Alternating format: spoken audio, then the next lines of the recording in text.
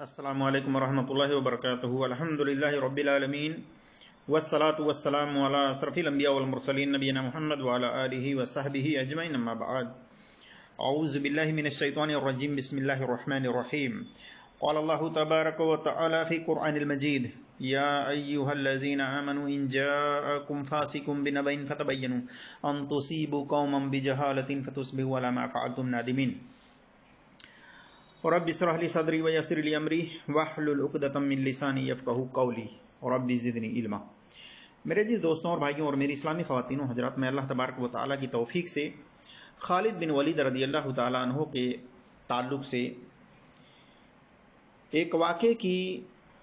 حدیث کی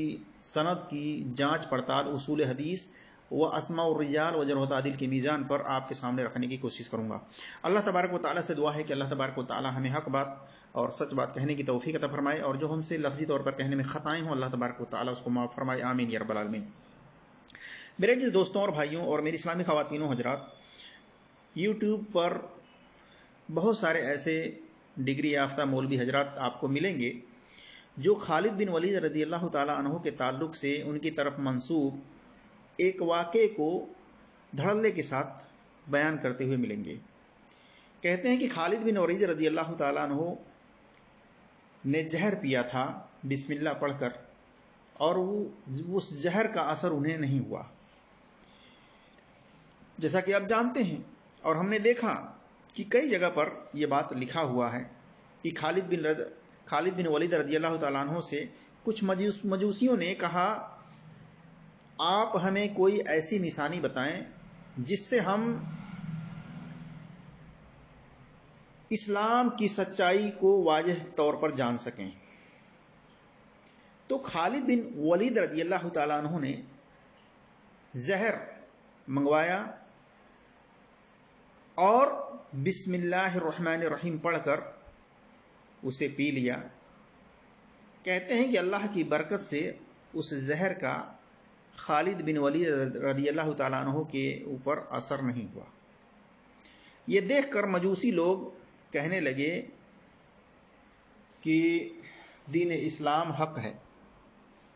اور بھی متن میں مختلف اس طرح کے الفاظ ہیں۔ یہ بات میرے عزیز دوستوں اور بھائیوں اور میری اسلامی خواتین و حضرات، تفسیر کبیر کے اندر آپ دیکھ سکیں گے، جلد نمبر 1 صفحہ نمبر 155۔ اسی طرح سے میری تحقیق کے مطابق تاریخ طبری جلد نمبر 3 صفحہ نمبر 363، البدایہ والنہایہ جلد نمبر 6 صفحہ نمبر 347، مصنف ابن ابی شیبہ میں جلد نمبر 18 صفحہ نمبر 258، حدیث نمبر 34419۔ اسی طرح سے امام احمد بن حنبل رحمۃ اللہ علیہ کی فضائل صحابہ کے اندر جلد نمبر 2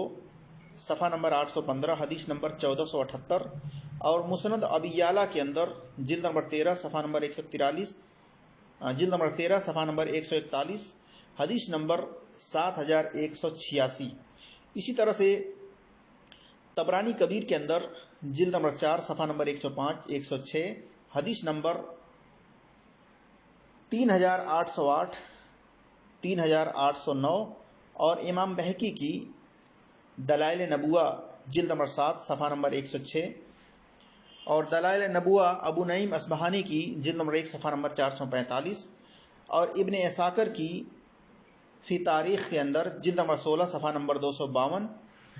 اور حافظ ذہبی کی تاریخ الاسلام میں جلد نمبر 3 صفحہ نمبر 233، اور حافظ ابن حجر کی الاصابہ میں جلد نمبر 2 صفحہ نمبر 254 وغیرہ پر یہ واقعہ موجود ہے۔ اور اس واقعے کو حدیث و تاریخ اور فضائل اور کرامت کی کتابوں میں نقل کیا گیا ہے، اور لوگ دھڑلے کے ساتھ بلا تحقیق اپنی تقاریر کے اندر اس واقعے کو بیان کرتے ہیں جو سیلے طور پر۔ تو آئیے ہم دیکھتے ہیں اس کی سند کی جانچ پڑتال، کیا اس کی سند صحیح ہے یا صحیح نہیں ہے۔ امام حیثمی کہتے ہیں کہ طبرانی کی ایک سند صحیح و متصل ہے، اور اسی طرح سے مسند ابو یعلا وغیرہ کے حوالے سے یہ بات کرتے ہیں، کہتے ہیں کہ اس کی سند صحیح ہے، متصل ہے، اس کے سارے راوی ثقہ ہیں، معتبر ہیں، لیکن انہوں نے کہا کہ اس کے اندر علت ہے کہ اس کی سند انقطاع ہے، یعنی کٹی ہوئی سند ہے، متصل نہیں ہے۔ اور میری تحقیق میں بھی یہ بات واضح ہے کہ اس کی سند متصل نہیں ہے بلکہ منقطع ہے۔ علت کیا ہے، خامی کیا ہے؟ وہ یہ کہ ابو سفر کا خالد ابن الولید رضی اللہ تعالیٰ عنہ سے سما ثابت نہیں ہے۔ اسی طرح سے دوسری روایتوں میں ابو بردہ کا خالد رضی اللہ تعالیٰ عنہ سے سما ثابت نہیں ہے۔ یہ دو علت ہو گئی، جیسا کہ امام حیثمی نے مجمع الجوائد کے اندر جلد نمبر 9 صفحہ نمبر 350 حدیث نمبر 15884 پر لکھا ہے۔ اسی طرح سے ایک اور سند قیس ابن ابی حازم کی طرف منسوب ہے، وہ خالد ابن الولید رضی اللہ تعالیٰ عنہ کا یہ واقعہ بیان کرتے ہیں،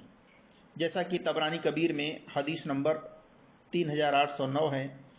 فضائل صحابہ امام احمد بن حنبل رحمۃ اللہ علیہ کی حدیث نمبر 1482 1481 میں وغیرہ میں ہے۔ اس کی سند کو کئی لوگوں نے بھی صحیح کہا ہے، لیکن اس کی سند ضعیف ہے۔ علت کیا ہے، خامی کیا ہے؟ وہ یہ کہ اس کی سند میں سفیان ابن عیینہ اور ان کے استاد اسماعیل ابن ابو خالد یہ دونوں مدلس راوی ہیں،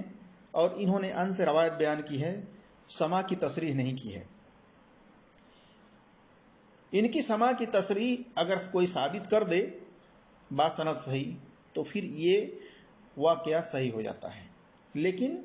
میری تحقیق میں اس کی سما ثابت نہیں ہے۔ خلاصہ کلام یہ ہے میرے عزیز دوستوں اور بھائیوں اور میری اسلامی خواتین و حضرات کی خالد ابن الولید رضی اللہ تعالیٰ عنہ کی طرف یہ منسوب واقعہ کہ انہوں نے زہر کا پیالہ پیا تھا بسم اللہ الرحمن الرحیم پڑھ کر، یہ بات باسند صحیح ثابت نہیں ہے، اور انہیں کچھ اثر نہیں ہوا تھا، جبکہ زہر کا پینا حرام ہے، زہر کا پینا حرام ہے، اور عقلی طور پر بھی یہ بات درست نہیں ہے کہ کوئی اہل ایمان زہر کا پیالہ پیے جان بوجھ کر کے اپنے آپ کو ہلاکت میں ڈالے، یہ بات بھی عقلاً تسلیم نہیں کیا جا سکتا۔ تو میرے جس دوستوں اور بھائیوں، یہ واقعہ خالد ابن الولید رضی اللہ تعالیٰ عنہ کی طرف منسوب اصول حدیث و اسماء الرجال و جرح و تعدیل کے میزان پر باسند صحیح ثابت نہیں ہے، واللہ اعلم بالصواب۔ السلام علیکم ورحمۃ اللہ وبرکاتہ۔